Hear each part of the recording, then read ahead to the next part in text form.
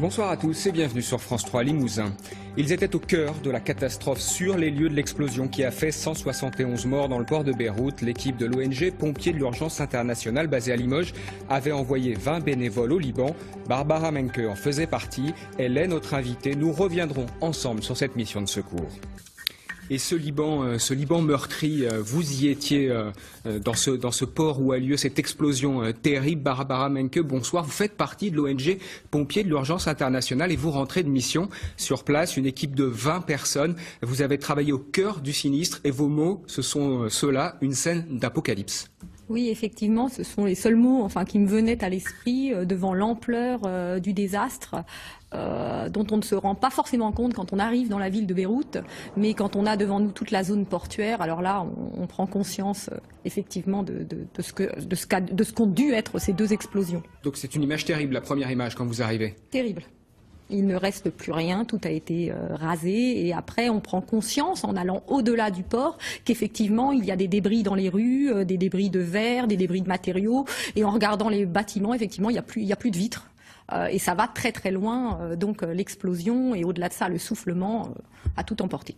Alors votre objectif, l'objectif de l'équipe de PI8 qui était partie là-bas sur place était de sauver des victimes ensevelies. La réalité était beaucoup plus tragique.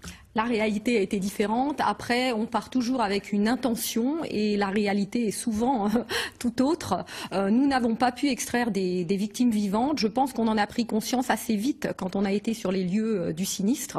En revanche, notre mission a été d'aider les pompiers, d'autres secouristes engagés sur le terrain, comme nous-mêmes, à détecter des victimes ensevelies, hélas décédées, mais ce qui permettra malgré tout aux familles, aux proches de faire leur deuil. Donc c'est un travail important, retrouver ces victimes sous les décombres, c'est déjà compliqué, mais là-bas il y a un immense cratère, 43 mètres de profondeur, c'est gigantesque, ça a été envahi par la mer. Comment est-ce qu'on retrouve des victimes justement dans un cratère rempli d'eau de mer? Alors c'est un travail très très minutieux. Souvent sur d'autres missions, nos chiens de recherche nous ont aidés, étaient en fait un gros appui pour nos équipes de recherche et de sauvetage dans la recherche de victimes vivantes. Là, c'est un petit peu l'inverse qui s'est produit. Nos chiens étaient sur la première ligne et nous, les équipes, on était derrière pour les assister. Donc en fait, on les fait passer. Ils ne peuvent pas détecter une victime décédée de la même façon qu'ils le feraient pour une personne vivante. En revanche, ils vont s'intéresser à une zone, montrer un intérêt.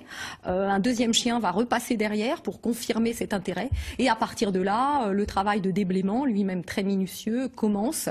Et on va ainsi affiner la zone, essayer de la diminuer pour pouvoir retrouver des corps. Et c'est ce que nous avons fait. C'est ce qui a fonctionné. Vous aviez aussi emporté des drones. C'est un outil essentiel aujourd'hui dans vos missions? Alors ce drone, oui, tout à fait, de plus en plus. Là, il a été une grande aide. Alors sur 3 axes finalement, ça nous a permis déjà de vraiment visualiser l'ensemble de la zone, vous l'avez dit, c'est immense, donc on en a pris conscience, vous avez vu des images aériennes. Ça nous a permis aussi de sectoriser la zone, donc pour travailler, de véritablement planifier comment nous allions organiser nos recherches. Et enfin, quand les équipes ou le maître chien et son chien étaient engagés, de pouvoir les surveiller et s'assurer que, parce qu'il y a quand même des choses qui peuvent se produire, des suraccidents, et donc ça nous a permis de les éviter.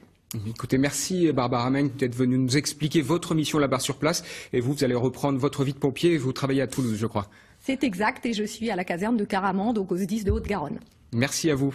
C'est moi qui vous remercie. Au revoir. Au revoir.